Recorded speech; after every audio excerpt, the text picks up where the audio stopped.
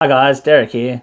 I'm going to be briefly showing you guys today what we sort of get up to behind the scenes as tuners. Today we're going to be looking at an ignition map, and it's also a very important thing that we would like to show you what we do here when we finalize a tune for a car. We actually save all of our final files, so if they're edited after that fact, we can compare them and find the changes in the Haltech software. So I'll show you this in a second. So hopefully the laptop screen plays along. Hopefully the camera plays along and we can see the laptop screen properly through the video. But this is a brief look at the NSP software that we can see here. Now this is for a vehicle that I had previously tuned.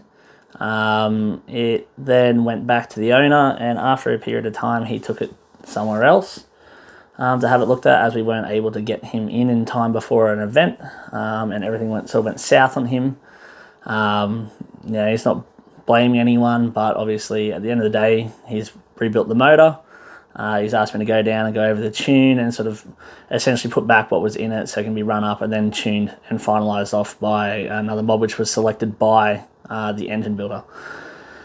Now here is a quick look at the NSP software, and then in particular the compare mode that we can see here. So whenever we open up a map off an ECU, we see the current data. I can then also upload my own old map over the top of it. Anything that highlights purple has been changed from where it was. So this here, we are actually looking at my original tune file here. And a brief look at how we do it. Now, when I do my tuning maps, every tuner attacks these differently. It's sort of usually a variation of a theme. We tackle problems slightly differently, but generally, it's all sort of, we're all doing the same sort of thing. How I like to attack it and how I like to approach ignition maps, just for a base map to start off with, to get us onto the dyno and then see obviously where we're at. Is obviously I'll look at the zero map here. So this is atmosphere. Anything with a negative before it is vacuum, and anything here is actually positive pressure with boost. So when I set an ignition map, it's usually based off the total timing figure, right, up here at limiter. So on this particular platform, it is a 2JZ, and it was a stock bottom end. So we've gone with a fairly conservative 28 degrees of total timing at limiter at atmosphere. So obviously with timing, we're trying to time the flame front from the ignition event to get the maximum torque, obviously without doing damage, without going to knock, to keep your engine safe. Now, how I like to do it personally myself is I start off with low timing at the 500 RPM column.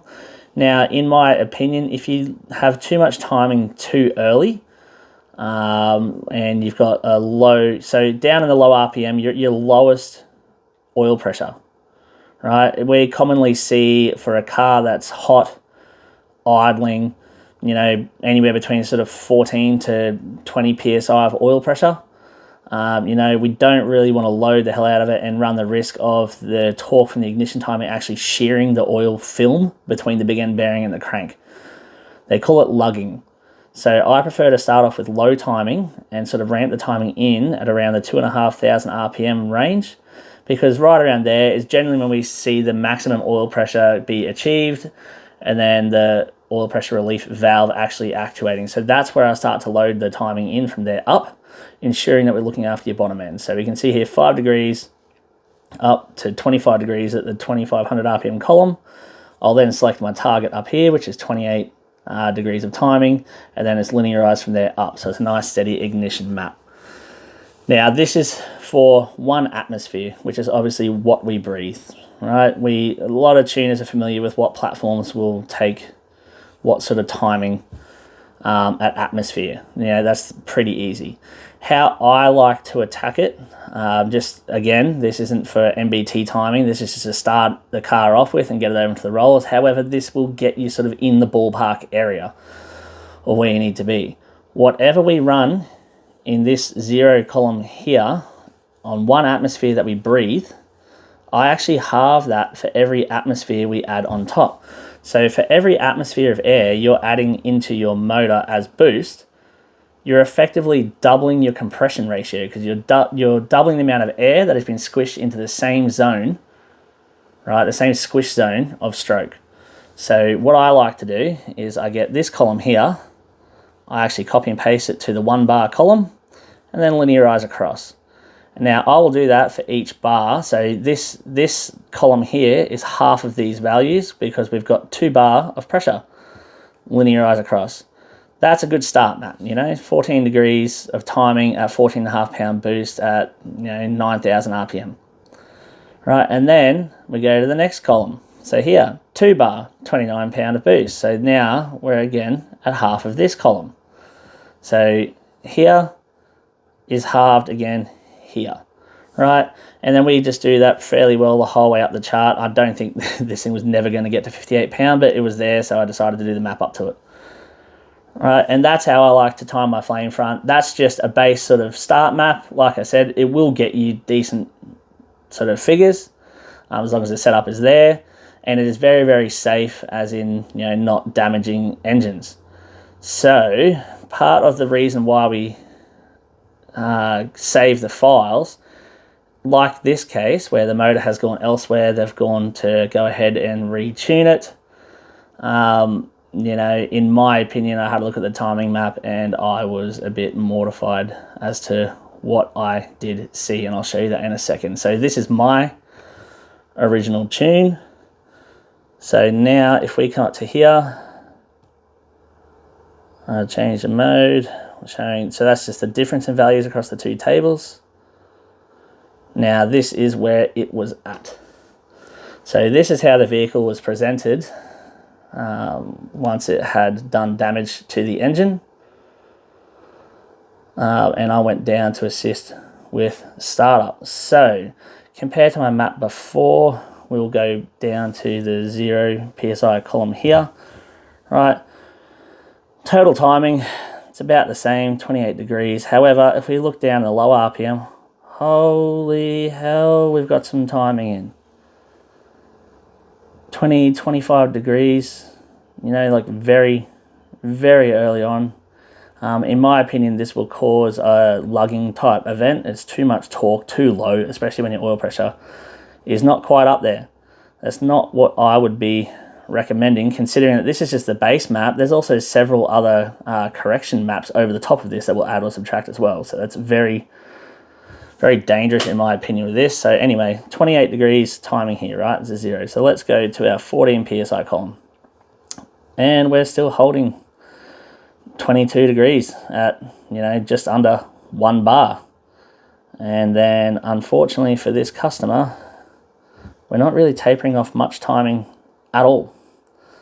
So we've got low timing down here, low RPM, but in the upper RPM, it's sort of locked. It sort of stays around the 18 to 20 degrees, which is, once we're getting up to, 36, 37 pound of boost, I think it goes up to 36 pound. And we're still asking for 17 degrees timing at 36 pound right up at limiter. That is, in my opinion, that's a very, very spicy map. I don't know how he's developed this strategy for his ignition maps, but the moment that I looked at it, I was very surprised and can't believe the figures. It's nothing like I've seen before.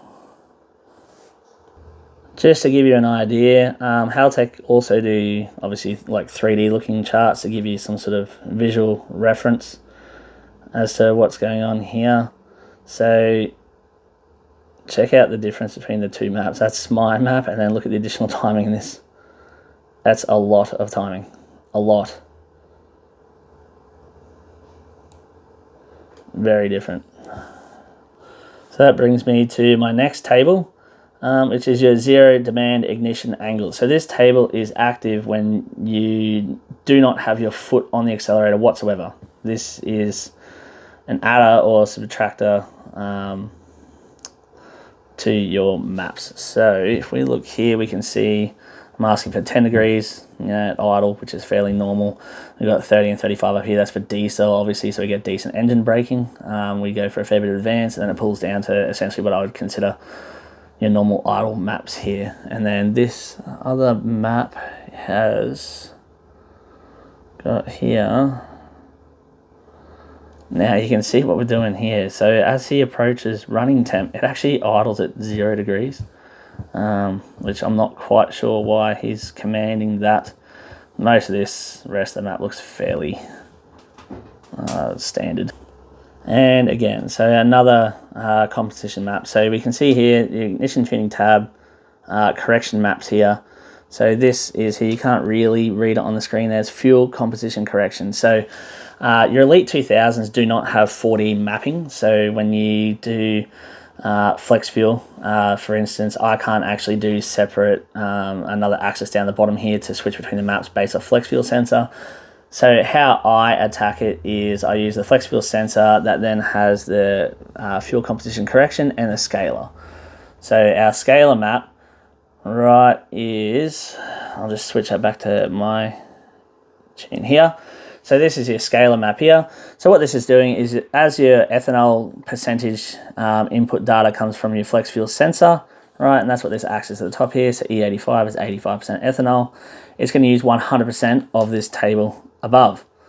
Now, as you go down, so we go to 40%, we're going to use 65% of the values in this table, all the way down to 98, which is 0, which means we're not using this correction whatsoever. So I will do this for ignition to add extra timing in, obviously, for E85. That's where most of your gain is. And then, again, I'll do it on your fueling as well to increase the amount of fuel required when we go onto E85. There's about, it's just under 40% difference in volume to meet the same target fuel ratios with E85, and there's a table for that. But that's fuel table stuff, we'll get to that later. So here is my ignition map. It's going to use 100% of this map here when it's got E85 in it. So what I like to do here, this adds on top of your base map. So depending on ethanol content, right? So let's say when E85, it's going to add 100% of this table on top. If we're at essentially E40, it's going to half these values, right? So what we're doing here is we're slowly ramping in the additional time for E85 and then slowly ramping it out as we approach limiter. So we got 4 degrees initial timing, additional timing here right in the middle of the map, and then a fade in and fade out either side. Now this ignition map to follow, I don't understand why you would then go to E85 to actually minus timing on E85. I don't quite understand the strategy or what the tuner was trying to achieve with running less timing on E85 than you would on 98. It just makes no sense to me. So with all that said, that's just a brief outlook as to what we do behind the scenes. Obviously when we get tunes in that have been to other shops, or whether we've tuned a vehicle previously, and it's gone elsewhere. Using the NSP software with the compare maps makes it very easy for me to identify where the other tuner has made changes, or if the worst case scenario happens, like in this case, it enables me to sort of deconstruct the tune and work out why it did what it did, and then make sure it doesn't happen again, which is exactly the case with this one. I didn't name names about any other shops. I'm not about that. I'm not about running down other people's names, to the public. It's just obviously this tuner is learning this platform, isn't quite familiar with this platform, and unfortunately for the owner of the vehicle, it has resulted in a catastrophic engine failure. So it was a good thing for me to go down and sort of show the owner of the vehicle what we do, how I save the files, show him the differences, and be able to get his car up and running for him again on the weekend. So it can go down to his engine builder's recommended tuner. That's what he's asked for to maintain warranty on his end, which is perfectly fine. But it enabled the client to be able to actually start the car, warm it up, check for leaks, and get it ready for the tuner before it rocks up. That's the dream for me. I wish there was someone out there doing that for me. I can tell you now, the cars that rock up here that they come in, sometimes they're booked in for a tune. I can tell you now, they are far more than a tune, and it just takes a long time, and it sort of throws the dyno time around and other clients around, and it's not very nice at all. But anyway, keep posted for more videos. This was just a brief outlook at ignition tuning. I will be starting to do more videos on the rollers where I show you sort of what we do from start to finish. So you can sort of see the behind the scenes and see the amount of work that we put in just for you to be able to turn up at the end and have a nice going car that, you know, makes all the cool noises and runs really well. It's a big process for us to get it perfect for you for that pickup time, and it's good for the public to be able to see what we do. Thank you for watching. See ya.